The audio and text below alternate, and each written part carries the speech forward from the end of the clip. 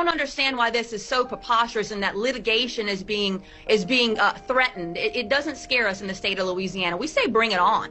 Because if someone has a home in which they choose to believe something different, which is welcome in this country, it's literally why people fled to come here to found this country to begin with, then they should be allowed to. And it's not really an option if you're requiring it to be put up in the wall of the classroom. What do you say to the parents of students or even teachers who don't share your religious views? Don't look at it. What would you say if your child had to go to a classroom in which the 5 pillars of Islam were required to be on the wall? How would you feel? Again, this is not about the 5 pillars of Islam. This bill specifically states the 10 Commandments. It is a historical document. I'm presenting you with a hypothetical that would help you put yourself in the shoes of someone you may not understand and their point of view.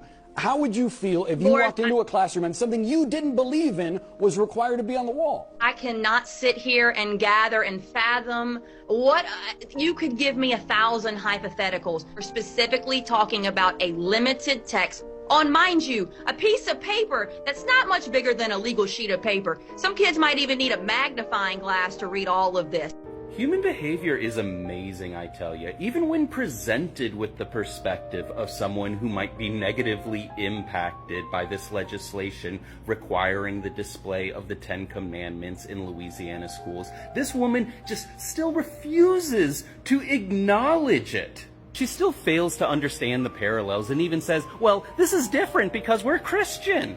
Yeah, that's the problem. Not everyone is a Christian. These are the same people that were just crying about parental rights and religious freedom when it came to COVID mask mandates and inclusive books in schools. But now, for some reason, those values just seem to fall wayside. When Trump first entered the political scene and changed the Republican Party forever, he had 2 types of supporters. There was the ones that maybe weren't the most informed politically, but, you know, a lot of their family and friends kind of supported Trump, so in order to avoid confrontation, they kind of went along with it, and sometimes they might have even agreed with what he said.